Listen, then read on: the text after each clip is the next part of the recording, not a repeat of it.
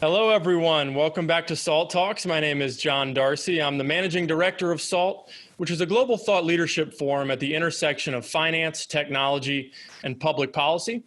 These SALT Talks are a series of digital interviews we've been doing during this work from home period with leading investors, creators, and thinkers. And what we really try to do during these SALT Talks is replicate the experience that we bring at our Global SALT Conference series, which our guest today has participated in for the last couple of years. And what our goal really is to provide a window into the minds of subject matter experts for our audience, as well as provide a platform for what we think are big ideas that are shaping the future. And we're very excited today to welcome Shelley Zalis to SALT Talks. Shelley is the CEO of the Female Quotient, which is a female-owned business committed to advancing equality. She's an internationally renowned thought leader for advancing equality in the workplace. As the first female CEO ranked in the research industry's top 25, she changed the game, helped elevate feminine values in the workplace, and has devoted herself to becoming a mentor and a role model to women and leaders in her industry. And I know she, even during her corporate career, was very devoted to women's causes, and she decided to jump in head first to make that her full-time career with the Female Quotient.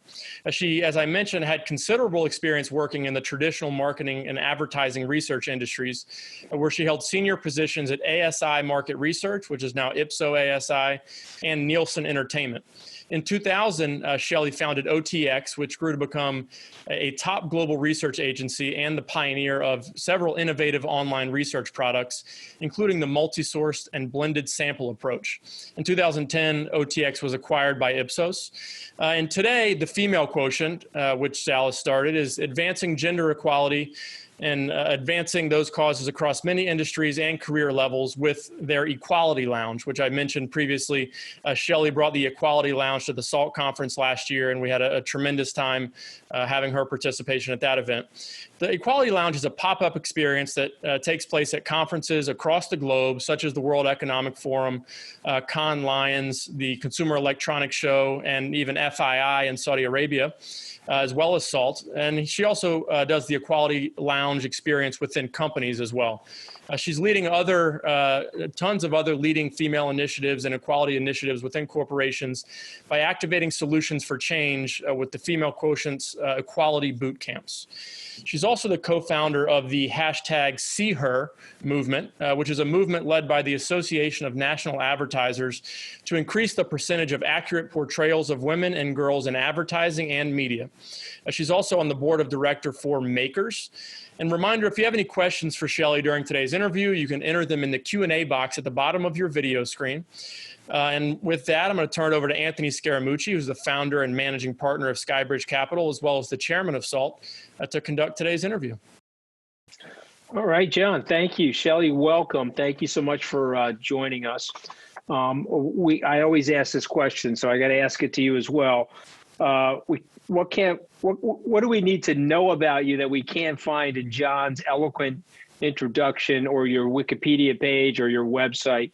What do we need to know? You don't have to go into your first romance or anything like that, but we need something. Anything goes here, Mooch. First of all, I always love when we get to hang together because our conversations are always unplugged. They're very, very candid. Anything goes.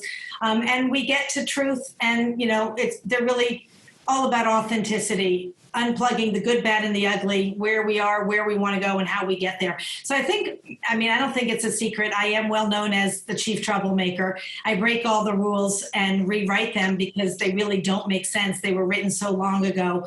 At some point, we need to evolve and make sure that we attract and retain our best talent inside of the workplace. So I think that's probably number one. Number two, I am a solar eclipse chaser. So I travel the globe chasing eclipses, which is miraculous. And every single time I see one, they're always different. The beauty is you can't take a picture for Instagram because you got to wear your protective glasses, but it's a feeling that you get that life has this rhythm, and it's just remarkable. Okay, when was the first solar eclipse that you saw that you can remember? The first one I saw was in the Galapagos. In Galapagos Island, we had to take a little boat, which if you get seasick, don't do these adventures, because I was also in Turkey on the Black Sea for another one.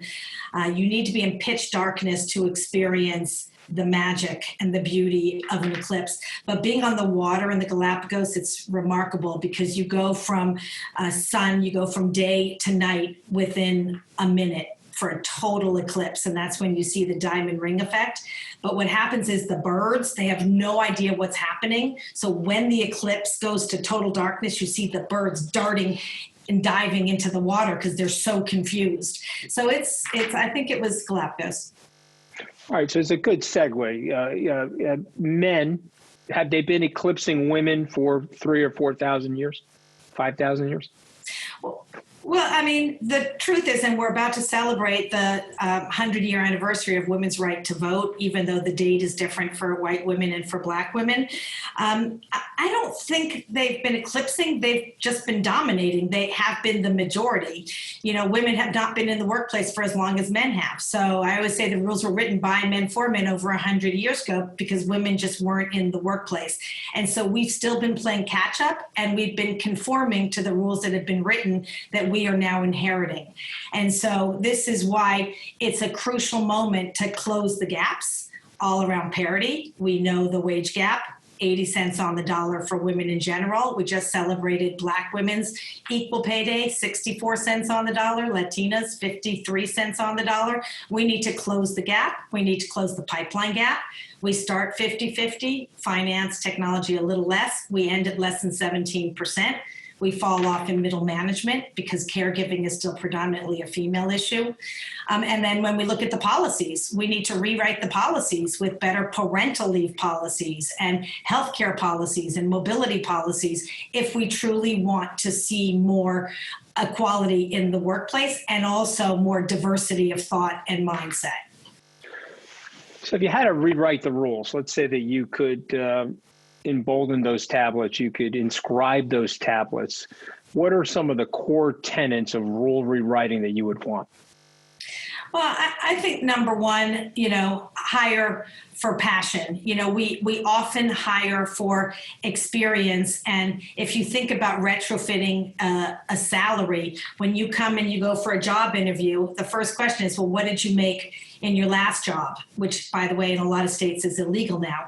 And you say, oh, I made $50,000. They're going to say, well, today's your lucky day. You get a 20% increase. Well, if a guy comes in and they get asked the same question, what did you make? And they say 70,000. Today's your lucky day. You're going to get a 20% increase. So we're already starting with an inequity at the table, number one. I think number two, from the job descriptions of what we're looking for, historically, the masculine, we're looking for a decisive, aggressive, analytic, linear, serious leader that can deliver, I did that in your honor, a great bottom line. Versus we're looking for an empathetic, compassionate, nurturing, collaborative, visionary leader that can deliver a great bottom line. We have that imposter syndrome, that voice in our head, both men and women. Men just ignore it. Women let it get louder and louder, and we don't feel we're qualified. And even in COVID days, if you look at the countries that have reacted first proactively, they were countries run by women because inherently we have those soft skills. We're nurturers.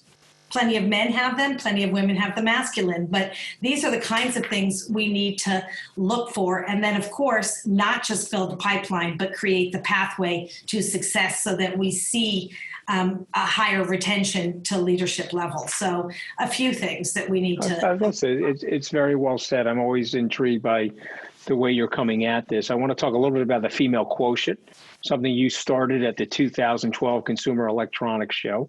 Tell us what the Female Quotient means, and tell us a little bit about your events, and tell us about the progress you feel that women are making, and you've been a big catalyst, a big contributor to that. So thank you. It's a big question, a meta question there, Shelley.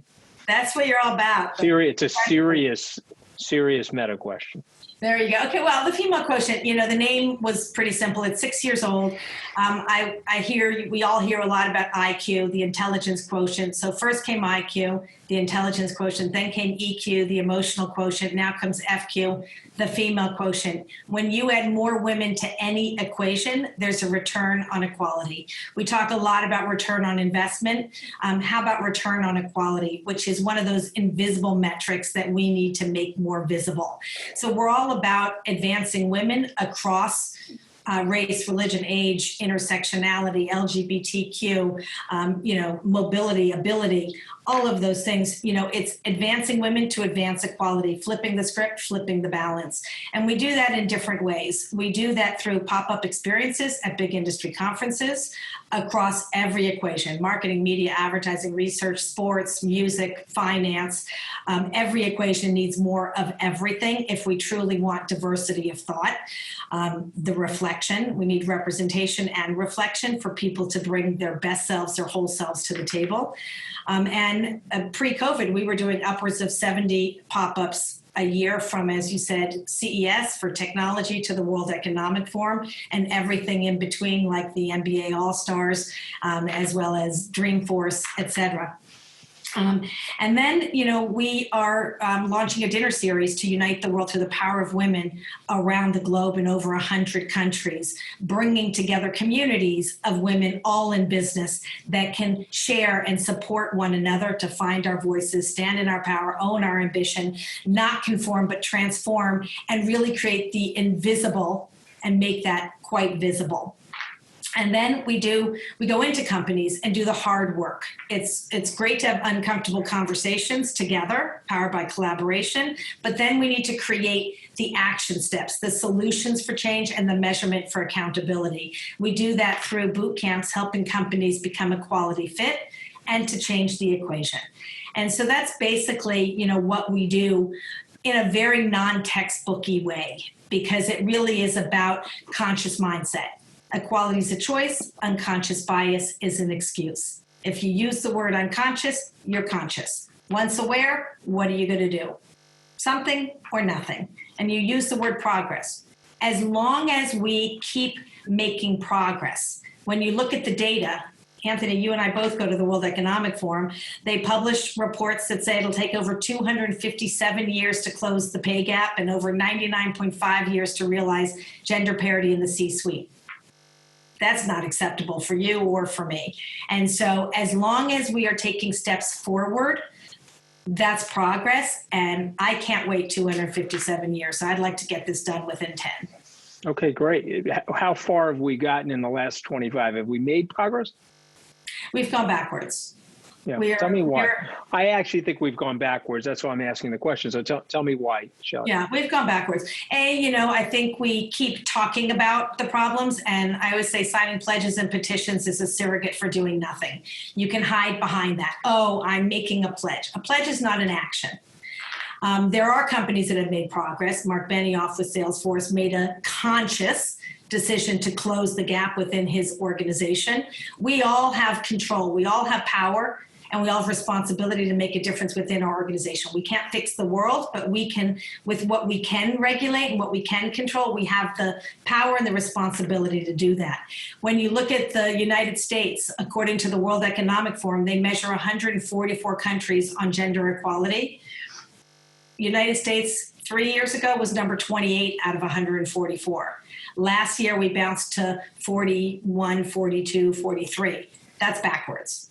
So I think that we are now, and with COVID, and BLM, we are seeing a disproportionate impact. The gap is widening for women and for Black women in particular. So if we truly want to get on track to move forward faster, A, we need to do it together.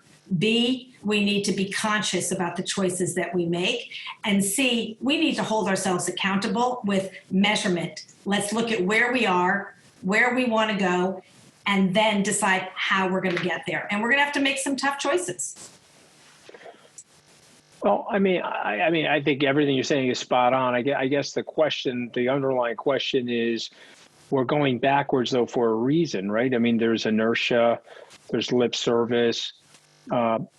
But what else do you think it is? Do you think there's a cultural thing that we haven't been able to overcome, whether it's intentional, subconscious, cultural stereotypes? What is it that's causing the recession? Well, I think that, if we keep following status quo, we won't ever close the gaps. Right. The only way to close the gaps is to close the door and open a new one. Equal pay for equal work, number one. That's parity. And then policy, caregiving. Caregiving is still predominantly a female issue. Leadership is still predominantly by default a male issue. And so we need policies that will allow people to bring their best selves and their whole selves to the table. I think that that is really important because caregiving is where women fall off in middle management, or what we call the messy middle.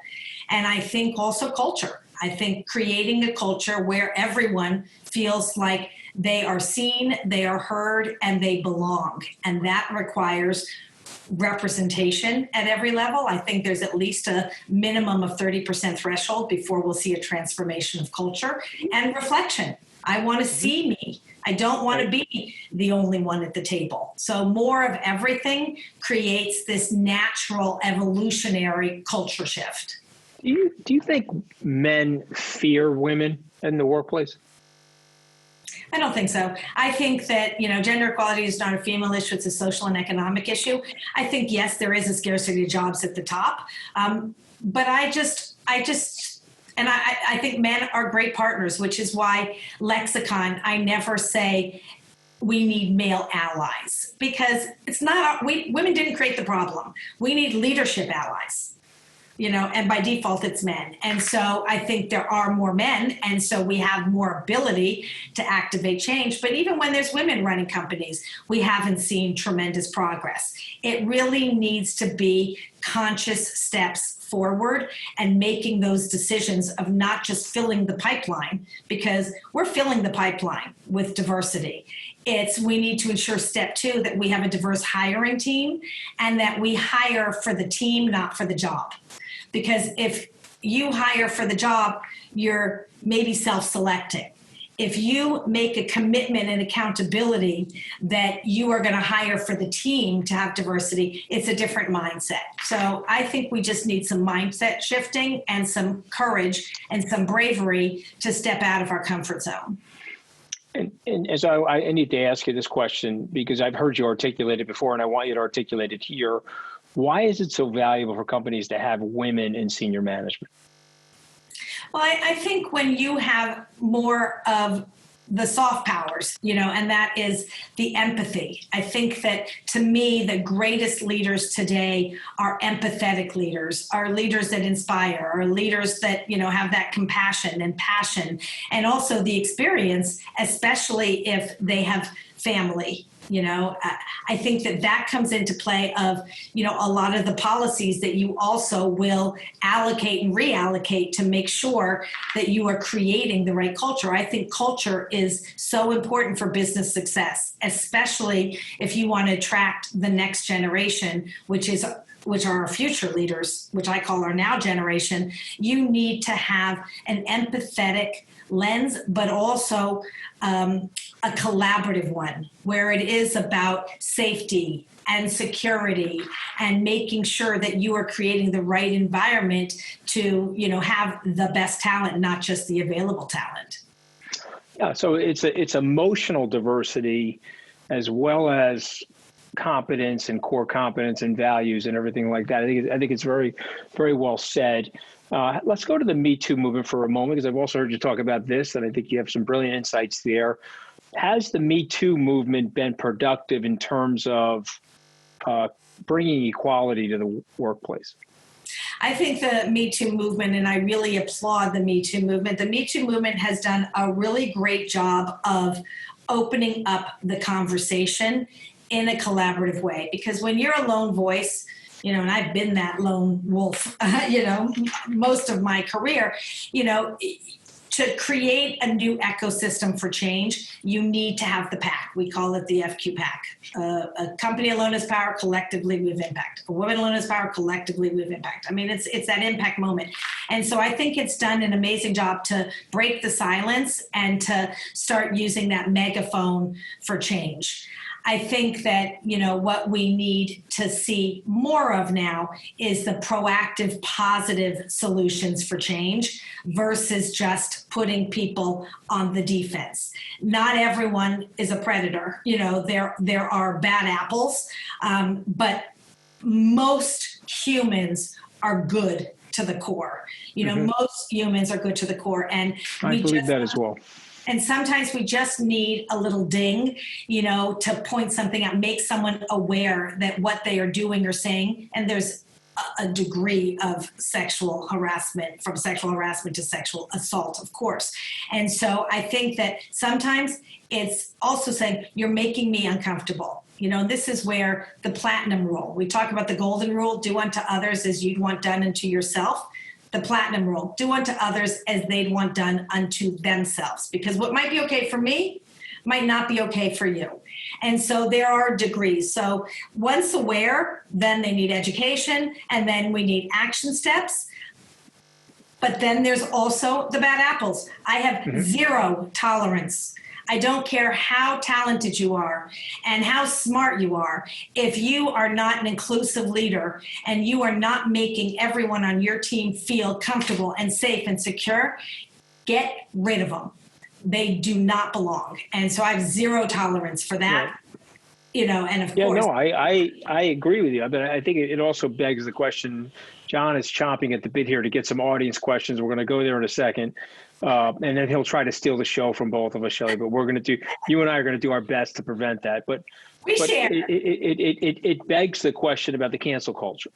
I heard you talk about this as well. And so are we missing an educational opportunity by trying to remove people from the conversation, or do certain people deserve to be canceled? Or, I mean, I guess, I don't know, Ellen's being canceled now. I don't know. Maybe she deserves to be. I don't know the facts set. So I'm not sitting here judgmentally about any of these people, but I'm just wondering do we rehabilitate people or we're canceling them? I mean, if you go to jail, you get 10 years and then you come out and you get rehabilitated, or just certain people should be permanently canceled from our society. What's your take on that?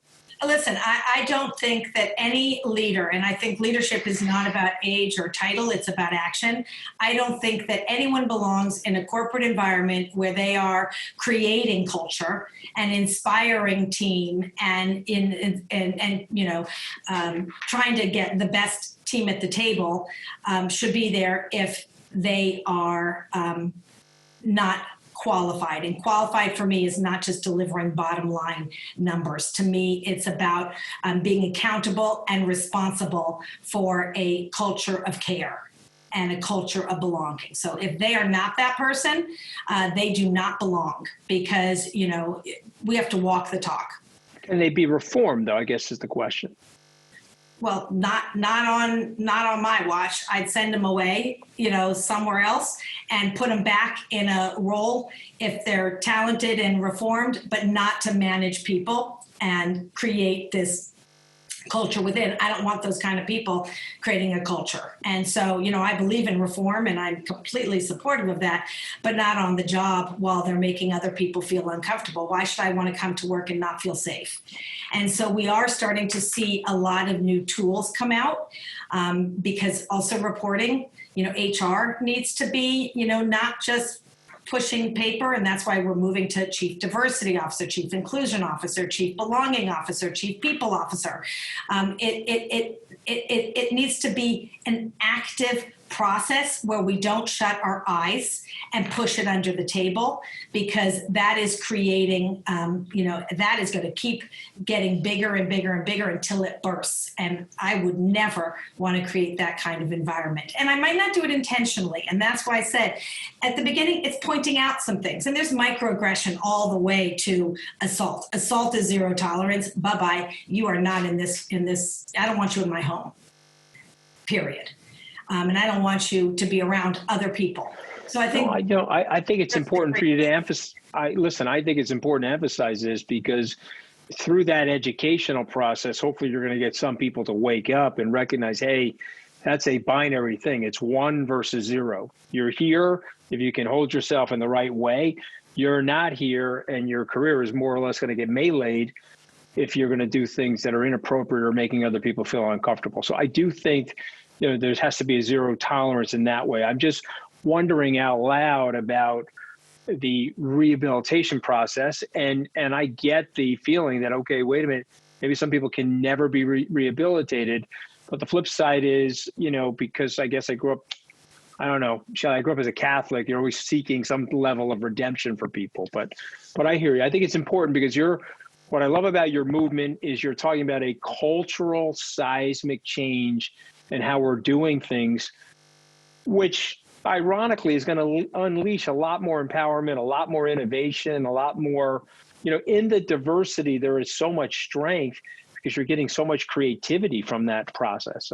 So I hear you. I got to turn it over to John Darcy because you've got lots of people on here that are looking to ask you questions, Sally. Anthony, wait, John, sorry. I just want to jump in too, and especially with BLM, it's not just about having conversations about racism. It's becoming an anti-racist. That is an action. That is not just text, no question, learning and education. That is about a feeling and a becoming. And, it's not a to-do list, it's a to be.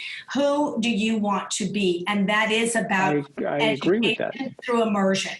Well, let me ask you, before we get to John, let me ask you, John. The George Floyd incident. I'm going to just give my editorial opinion here. I think for many people, it was a transformative thing. In meaning like, okay, wait a minute, nobody should be tolerating this level of, I don't even know what the personal relationship is between the two people, but nobody should be tolerating an 8-minute and 46-second murder on a street. Nobody should be tolerating that. So it was very eye-opening, and I think it did shift the bell curve of the culture. I do believe that. For a lot of people, it was a wake-up experience. Do you believe that? Or, again, that's my opinion. Do you feel that way? We've all known, we've all heard, but it was that wake-up call we all saw and we all felt. And once you feel, there is no turning back. And that is why this— Is there a moment in the women's movement that is George Floyd-like in your mind, or no? Oh, wow. So many moments. I mean, even now, all the work I'm doing on the 19th Amendment and 100-year anniversary of, women's right to vote, and then realizing it wasn't the same date for Black women's rights to vote. Like, all of these moments, bubble up. For me, it was personal, of realizing why was the way I lead not the right way. And, and now 50,000 women in the workplace are all unlocking, the value vault of strengths that have historically been invisible. So I think when we look at the diversity numbers, we look at the pay gap. So now with social media and with digital, we can see all of that. I'm probably owed a lot of money. I've probably been underpaid, my entire career. I should go back and, look at how much I'm owed. Now all of it is front and center. We see the data. We see, that women in leadership are, more innovative, more creative, more nurturing, more empathetic, all of these things. Now that we know all these things, there is no excuse for not fixing where we've been to where we want to go. And it's not retrofitting. You can't rewrite history. It's learning from where we've been going forward, strength to go forward with positivity and proactivity. Well said. Go ahead, Mr. Darcy. Well, first, I just want to say, Anthony, yes, and Shelley does notice the George Washington poster behind you. She's trying to figure out if you're trying to tie that to your relatives and your family tree, So go ahead. A lot of our viewers were sending me private messages that they were very eager for the return of George Washington. So I'm glad to have brought it back for them. But first, I just want to say thank you, Shelley, for all you're doing. Anthony and I both have daughters, mine a little bit younger than Anthony's, but you're paving the way for hopefully a future where they'll be able to achieve and No question. greater equality in the workplace. So we're very grateful. It's important for our daughters and for our sons, by the way. This is as much for our daughters as well as for our sons, because equality starts in the home and with shared responsibility. And so, thank you for saying that. But I do want to say this is for our boys and for our girls. Well, my daughter definitely rules our home. So if that's any indication, that's the way it's going to go. She has two younger brothers. But I want to talk about, so we talked about the Equality Lounge, which is an activation that you bring to all of basically the most important events around the world. You talked about the World Economic Forum, you're at Cannes Lions, you're at, of course, the world famous SALT conference. How important is it for you to have that visible, conspicuous representation at these events? And what does that symbolism do for the women that are in your community? Well, I think World Economic Forum, we are now the destination for equality at the World Economic Forum. We will be going on our 6th year, and it's for men and for women. It's for leadership to have uncomfortable conversations and unscripted. It's where we talk about the good, bad, and the ugly, share the case studies for what's working. So, as Anthony and I talked about, how do we not have to, we've all been doing the same thing separately, which is one of the reasons we've also been going backwards. How do we share what works so that we don't have to keep making the same mistakes consistently over and over? And that's, how progress happens. We bring 50 women with us, 50 power women to Davos. At the World Economic Forum, there's less than 17% women leaders represented there. We bring 50, and all of a sudden, we change the equation. Permission, no permission. We just showed up, no apology. And, now on the street, up and down, you see women, all over the place. And so, I think that representation is really important, especially because with representation comes reflection.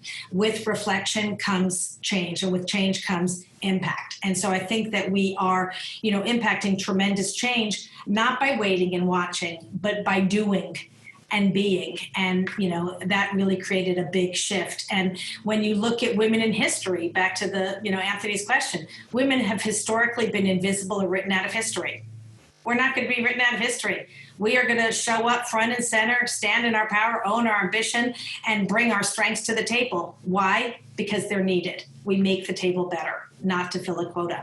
And so I think this is why it matters. And most importantly, bringing leadership. Men and women, conscious leadership, to put their foot down, walk the talk, take those steps forward. We all need to do that together. Yeah, we were talking a little bit before we went live about the importance of unity in these types of movements. You've even done work in places like Pakistan, Saudi Arabia, the UAE, where you're taking these groups of women who traditionally haven't had the same level of rights as women have had in the Western world, and you've brought them together. You had an interesting anecdote from your time in Saudi Arabia. Just talk about how important that unity is, and some of the things you're working on in places where women are even more disenfranchised than they are in the Western world. First of all, in Saudi Arabia, the women in Saudi Arabia, I don't know because it's the mooch, I can say this. Women in Saudi Arabia are badass. I got to say, they are badass. And what say a lot worse than that. I've been fired for worse than that. We need another hour for this conversation. But, they are so impressive. I took 50 women to dinner, and it was incredible. They said, Shelley, there has been so much progression for women in the past couple of years in Saudi Arabia. We just get locked in time and assume what we knew is what really is, and that is not true. Perception is not reality, and that's why Getty is doing so much work with Getty Images. Really, when you Google, Saudi women in business, you're going to see really remarkable women doing incredible things. And so much progression. And Princess Rima, is a very dear friend. She's the princess that gave women the right to drive. And yes, there are still some, there's still some progress that needs to happen, but they have made remarkable progress. And at FII, there were women on the stage, there. And I didn't have to go wear a hijab, even though I didn't mind, I'm culturally respectful, but a lot has changed. And one of the things they said to me, which was surprising, was they said their children, especially their daughters, when they got to a certain age, historically wanted to leave Saudi Arabia and go to America for their education, they're all coming back now because they want to be part of the legacy changes and the progression that is happening, there. Yeah, that's great. We've experienced a lot of the same with our conference we did last year in Abu Dhabi. There's a significant movement on the ground there that's being supported by male leaders in the country towards greater equality, and they have certain quotas of women they're trying to hire into government minister positions and senior management. So it's exciting to see that type of change taking place in that part of the world. We ask every guest this based on their area of expertise, but how is technology affecting this idea of equality in the workplace for women, minorities, and others? Is it accelerating it? Is it a hindrance to a greater equality and progress in that area? How is sort of the pandemic and the resultant effects of that as it relates to technology affecting your work? Oh, it's been quite remarkable. Technology is an enabler, and especially during COVID times when we talk about being socially distanced, I say we're physically distanced, but more socially connected than ever before. For us at the Female Quotient, while we were doing 70 live physical, pop-ups pre-COVID, we've done over 300 plus conversations with over 1,200 speakers in the last 5 months. So from a representation of speakers, from access, global access, when we do them at conferences, it's the privilege that are at that conference, even though it's inclusive for all that's at the conference. Now the reach is wider. And when you look at technology, especially for mobility and, a lot of women, being able to be at home on their screens. And one of the biggest challenges that is creating stress, mental health issues are primary caregivers, women that have full-time jobs that are on Zoom all day and always had the responsibility, the predominant responsibility for their homes. Now also have to take on the educator responsibility. That is not easy. And, if you haven't experienced it, you really don't understand the impact. How can I be in this room Zooming all day, working with my little children banging on the door? What's for breakfast? What's for lunch? What's for dinner? I don't want to get on my Zoom for school. Who's watching them? And so it is adding a tremendous extra double, triple, quadruple level of intensity and stress and micromanagement for women. Totally. So we have a viewer who is a single father of a 10-year-old boy. He lives in Mexico, which has a specific male culture and a male-dominated culture. And he's asking what messaging works best with male children to avoid sort of that negative male dominance, toxic masculinity type of behavior. First of all, hola, ¿cómo está? Es un muy bueno pregunta. And it's a very good question and that's why I use the word caregiving. And I say caregiving is still predominantly a female issue, but it impacts men when they are primary caregivers in the same way. Hard to work long hours, hard to travel, all the time. The same issues kick into place. The same opportunities also where technology is an enabler. I think the most important thing to talk to your boys about is you are already a role model. You are already showing your boys what being an empathetic human is. And, we talk about work-life balance issues. There is no such thing as balance. Life is not 50-50. Life is messy. You have one life with many dimensions. Your work, your family, your community, your friends, and the fifth is yourself.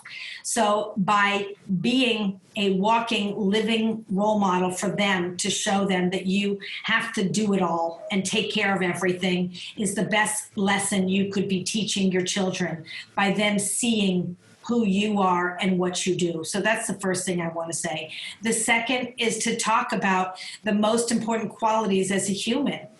And it doesn't matter if you're a boy or you're a girl. Those qualities are empathy and compassion and resilience and figuring out how to multitask on steroids. That is for sure. So I think that talking about that and educating your boys to not believe they are better.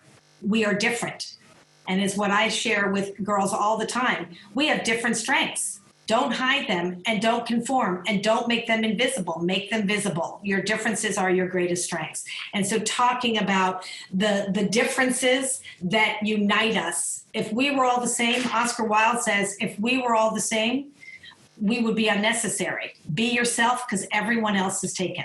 I think that is really important as well. And the last piece is confidence. Believe in you. Don't just follow others. Follow your heart. And if you follow your heart, you will lead with authenticity and strength. So we'll wrap it up with one last question from a member of our audience, and it's very relevant to SALT. SALT is primarily a financial services driven conference and community. We also have technology and public policy integrated into our curriculum as well. But what industries in particular do you think need the most work? And what do you think are the obstacles to having more women in money management type of positions? There's a lot of studies out there that show that women, certain qualities they bring to the table actually make better money managers. They're less, emotional. Some people might think that's ironic, but they're less emotional with their decision making and things like that. What industries do you think need the most work, and what are some misconceptions around what women bring to the C-suite? Well, first of all, financial literacy is really important. And, in general, women sometimes don't ask for it, and we're afraid that we might not, if we don't know the answers, we hold back. We all can learn a lot with financial literacy. And even during COVID, the adaptation of investing and that investment lens is so important. When you give women more money, when we get paid what we are worth, what we deserve, what we should earn, which is equal, we put more money into education. Education is just so incredibly important. Areas that we need more women, technology. We need more women in technology. When you look at AI, artificial intelligence, you look at STEM, or now we call it STEAM, or my girlfriend Joanna calls it STEAM, to adding the design to science, technology, engineering, arts, and math. What goes in, goes out, bias in, bias out. And so, the algorithms are all messed up when you don't have both sides of the brain, the right and the left, the emotive and the cognitive side. And, look at inventions. And, these sound so silly. We never talk about them. But the airbag in a car, there's more fatality when the airbag opens with women than for men. Why? Because it was designed by men on, the male dummies, not men or dummies, the male, they're called male dummies, right? And our wrists are small, our bones are small, all of those things. So in a crash, seatbelt. That seatbelt, you guys are guys.